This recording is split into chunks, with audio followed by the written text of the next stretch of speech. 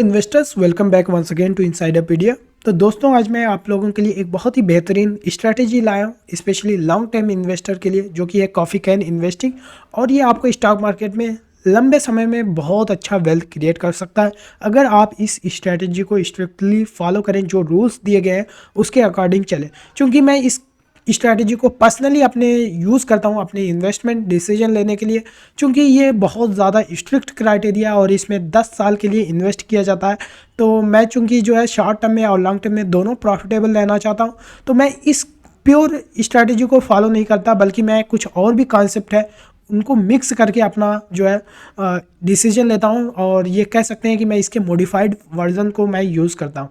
तो चूंकि जो है स्ट्रैटेजी समझना ज़रूरी है कि ये स्ट्रैटेजी कैसे काम करती है, ताकि आप भी अपने अकॉर्डिंग जो है कुछ और भी रूल्स बना सकें।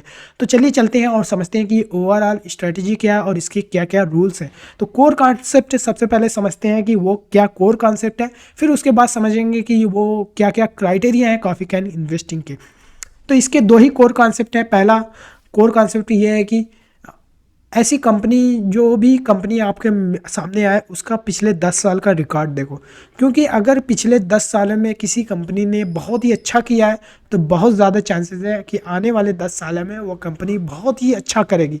तो वो कौन कौन से क्राइटेरिया है, तो अभी जो है वो भी हम डिस्कस करेंगे। तो पहले समझ लें, तो पहले दूसरा कोर कॉन्सेप्ट समझ लेते हैं। तो दूसरा कोर कॉन्सेप्ट ये है कि अगर कोई एक ऐसी कंपनी मिल जाती है जिसने पिछले 10 सालों में बहुत अच्छा परफॉर्मेंस दिखाई है, तो उस कंपनी में अगले 10 साल के लिए इन्वेस्ट कर दो। लमसम करना, एक बार इन्वेस्ट करके छोड़ देना है, 10 साल तक टच नहीं करना है।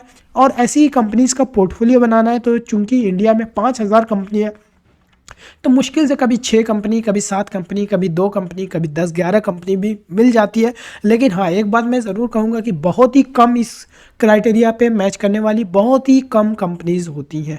तो चलिए चलते हैं और समझते हैं कि वो कौन सा क्राइटेरिया है, कैसे स्टॉक का सिलेक्शन करना है। तो बेसिकली 2 क्राइटेरिया है, प्योर मैथमेटिकल। कोई भी आपको जो है बिजनेस एनालिसिस नहीं करना है, कोई भी आपको मैनेजमेंट का एनालिसिस नहीं करना, कोई भी आपको इंडस्ट्री एनालिसिस नहीं करना, प्रोडक्ट नहीं देखना, मार्केट साइज नहीं देखना, कोई भी आपको डीप फाइनेंशियल एनालिसिस नहीं करना। सिर्फ 2 क्राइटेरिया है।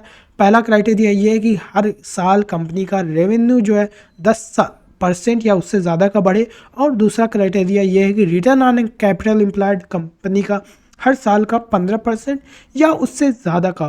तो चलिए चलते हैं। ये चूंकि आप जो है ऐसे करेंगे तो काफ़ी टाइम लगेगा, आपको परसेंटेज में निकालना होगा। तो मैंने आप लोगों के लिए कैलकुलेटर बना दिया, और ये कैलकुलेटर की मैं लिंक दे दूंगा। एब्सोल्युटली फ्री है, आप जैसे चाहें जितनी बार चाहें आप इसको यूज़ कर सकते हैं। तो इसकी मैं लिंक दे दूंगा डिस्क्रिप्शन में, आप उसको यूज़ कर सकते हैं।